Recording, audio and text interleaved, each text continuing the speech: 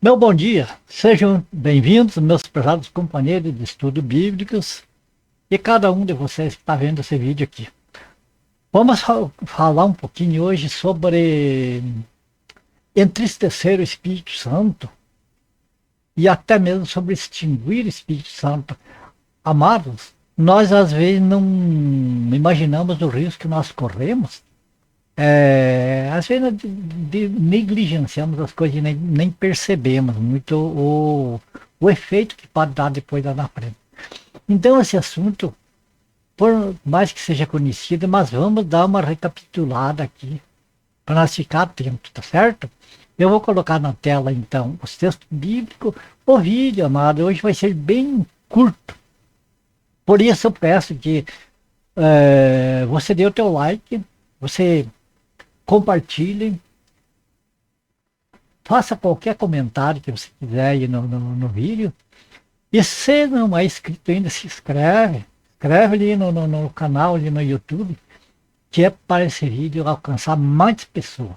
Beleza? Assim você está me ajudando a levar o vídeo mais longe e não pesa nada para você, não custa nada, né?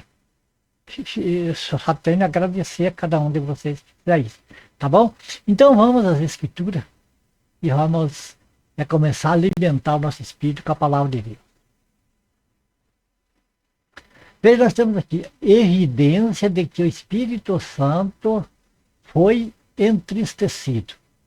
Então, nós estamos falando aqui, amado, de evidências que a Bíblia nos alerta, nos mostra, que às vezes é tão sutil que a pessoa pode estar entristecendo o Espírito Santo, ou até mesmo levando à extinção do Espírito, da ação do Espírito na vida da pessoa, e até mesmo fazendo do Espírito Santo o inimigo, aquele que nos defende, que nos conduz. De repente ele pode virar nosso adversário. Sabia disso? Então, veja, o primeiro texto que nós temos aqui de Efésios, capítulo 4, versículo 20. E não entristeçais o Espírito Santo de Deus, no qual estáis selados para o dia da redenção. Amado, eu quero dizer uma coisa para vocês, que é para esclarecer um mal entendido, que muita gente acha que entristecer o Espírito Santo, extinguir o Espírito Santo, perde a salvação, estou perdido e tal. Amado, se a pessoa tem o Espírito Santo, não perde mais. Porque Jesus prometeu que aqueles que ele ia dar o Espírito Santo, aqueles que fazem parte do seu corpo, o Senhor Jesus falou que o Espírito Santo vinha para ficar para sempre com essa pessoa. Então, muitos ficam aterrorizados porque não sabem disso e porque escutam aquelas pessoas que qualquer coisa a pessoa pode perder a salvação, que é impossível da pessoa perder a salvação. Só perde a salvação aquele que não é salvo já. Já não é salvo, daí às vezes está no meio da cristandade parecendo salvo, mas não é um salvo. Entende? Então, deixando bem claro isso. O Espírito Santo pode até se extinguir, mas não sai da pessoa. Só que, amados, o Espírito Santo na vida da pessoa é como um braseiro que estava ali e a pessoa se descuidou e deixou apagar. Apagou. Aí tem que acender de volta, começar tudo do zero. É complicadíssimo. Então a melhor coisa que tem a pessoa quando vê que está entristecendo o Espírito Santo é dar meia volta e voltar que a chama do Espírito Santo permaneça na pessoa. Certo? Então vamos ver aqui o que é que leva ao Espírito Santo ficar triste com aquela pessoa que ele está. Vamos ver alguns exemplos aqui. Ó. Nós vemos no livro de Isaías capítulo 63, versículo 10. Mas eles foram rebeldes e contristaram o seu Espírito Santo, pelo que se lhes tornou inimigo e ele mesmo pelejou contra eles. Alguém pode dizer, irmão, estou antes trazendo texto lá do Antigo Testamento, era para Israel, não é para a igreja. Sim, eu concordo.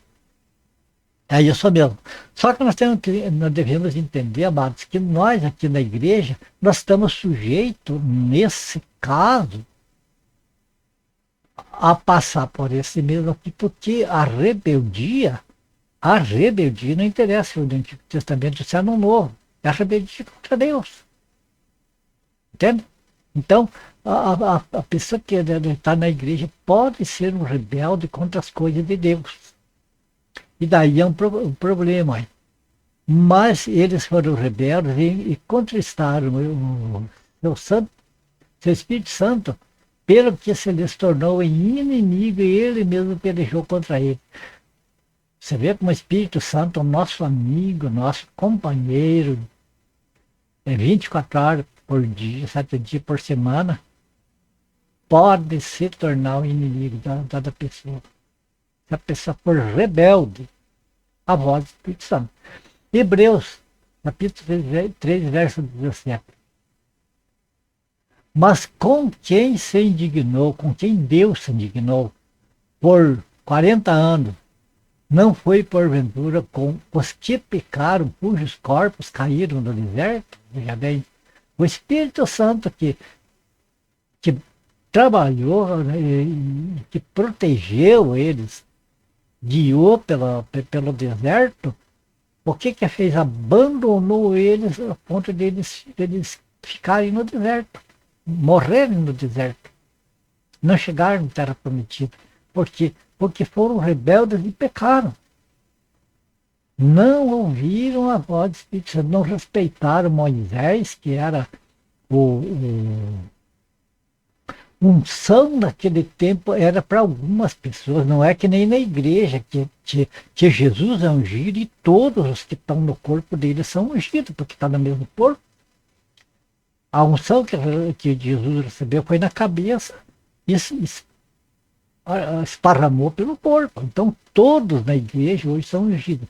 Mas naquele tempo não era unção, era por algumas pessoas escolhidas. No caso, Moisés era escolhido e ele tinha a tarefa de conduzir o povo até a terra prometida. E o que aconteceu? Houve rebeliões contra ele. E essas rebeliões entristeceram o Espírito Santo, e o Espírito Santo se tornou inimigo. E o que aconteceu? Morreram no deserto. Não chegaram à terra prometida. Vamos ver outro texto aqui. Tiago, capítulo 1, verso 15. Então a cobiça, depois de haver concebido, dá luz do pecado, e o pecado, uma vez consumado, gera morte. Você nota como o entristecimento do Espírito Santo é uma sequência de coisas? Uma coisa leva a outra. Como aqui, o que leva ao entristecimento do Espírito Santo?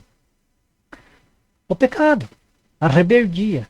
E se essa rebeldia for crescendo, esses pecados forem crescendo, a pessoa for se entregando para o pecado, quer dizer, a pessoa vai se afastando de Deus e se chegando no diabo. Aí é a hora que o Espírito Santo se extingue na vida da pessoa e até se revolta contra a pessoa e acaba com a pessoa. O próprio Espírito Santo destrói o corpo dessa pessoa. Se é um salvo, mas não vai perder a salvação, mas vai ter uma vida curta e sofrida demais. Então você veja aqui que o pecado que faz entristecer o Espírito Santo é uma sequência. Primeiro vem a tentação.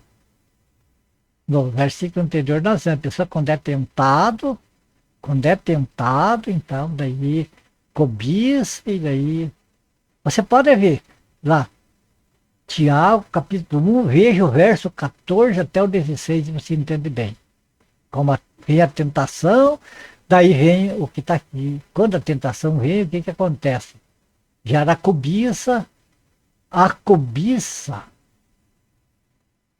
gera o pecado, e o pecado consumado gera a morte. Viu como não é uma coisa instantânea?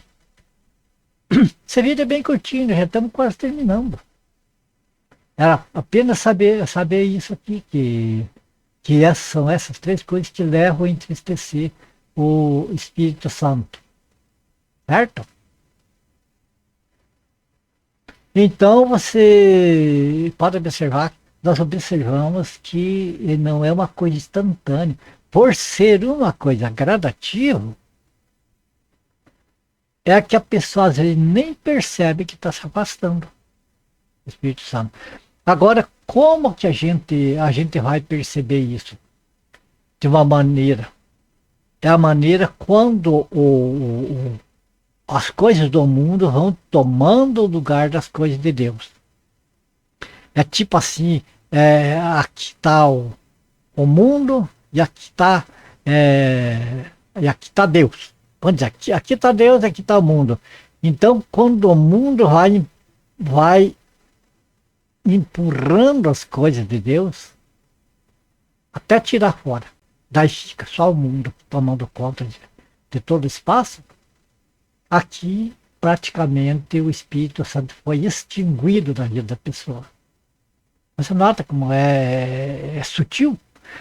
Mas como que a pessoa vê, então, toma ciência disso, se acorda?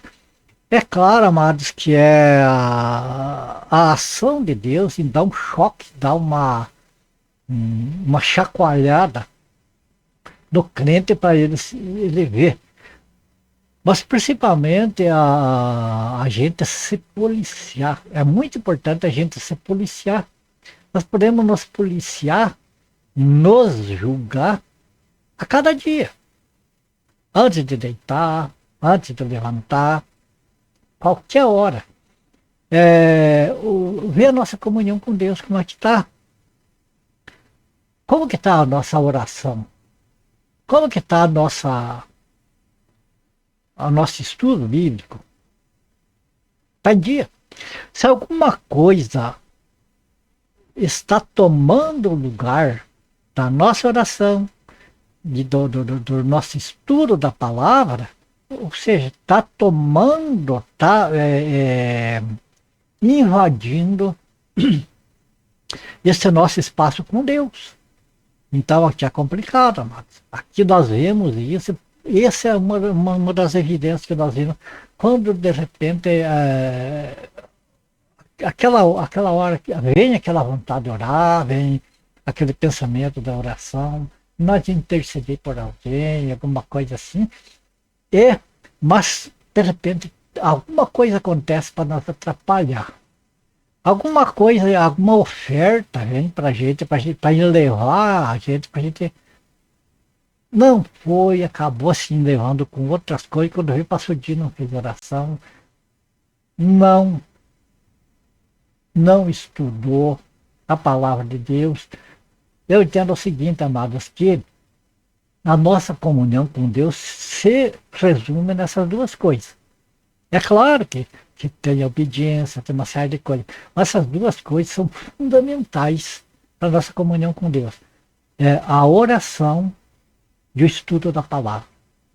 Porque sem o estudo da palavra, nós não conhecemos Deus como um pai. E daí nós vamos tratar Deus de uma maneira que Deus não se agrada. De repente tratar ele como um rei. Ele é um rei, sim. Mas nós somos filhos do rei. Os filhos no pai, pode ser o rei, pode ser quem for, tem uma maneira mais íntima de tratar. Uma maneira respeitosa, mas não com cerimonialismo. Não use de cerimonialismo. Eu, por exemplo, eu ia visitar meu pai praticamente todo dia. Eu não chegava lá e me ajoelhava na frente dele, tremendo de medo ali. Eu chegava de direito, entrava na casa lá, eu ia lá, conversava com ele, sentado, olhando nos olhos dele na frente da minha mãe, toda. A gente sentava, a gente conversava normal. O que se exige é respeito. Mas não é aquele excesso que a gente para falar com Deus. É o rei, é o soberano. E ver Deus como se ele fosse um tirano que vai nos esmagar porque nós não se ajoelhamos, não estamos de joelho, não estamos com o rosto em terra, como alguns dizem, ou que não estamos com o joelho tudo vertendo sangue de tanto orar. Eu, por exemplo, eu ia na casa do meu pai, eu ia, visitava, ele sempre estava em comunhão com ele. Mas, depois que eu casei, eu morava na minha casa. Morava na minha casa, eu ia lá. A nossa comunhão sempre permanecia. E Deus é Pai, amado. Nós temos se Deus quer ser o nosso Pai, é porque quer que nós tratemos Ele como Pai. Entende? Então, a nossa oração é o que nós temos a comunicar com Deus. Ainda que Ele já sabe, antes que nós vá comunicar com Ele, Ele já sabe o que nós vamos comunicar. Certo? Mas é o modo de nós se comunicar com Deus, de nós falar com Deus. As nossas necessidades, o sofrimento dos outros, uma série de coisas. E em contrapartida, como que Deus fala conosco? Através da sua palavra. Não tem outra via. Não tem outra via. Visão, revelação, profecia que acontece hoje. Negativo, tem muita coisa falsa. Então nós comunicamos com Deus essas duas vias. Oração e estudo da palavra. Tá certo? Então, concluindo este vídeo, o que eu posso dizer? Que quando nós corremos o risco de entristecer o Espírito Santo quando negligenciamos a oração e o Espírito. Nós temos de lutar por isso, que amado, não deixar a chama da oração do Espírito se apagar em nós. E quando que corremos o risco de extinguir o Espírito Santo?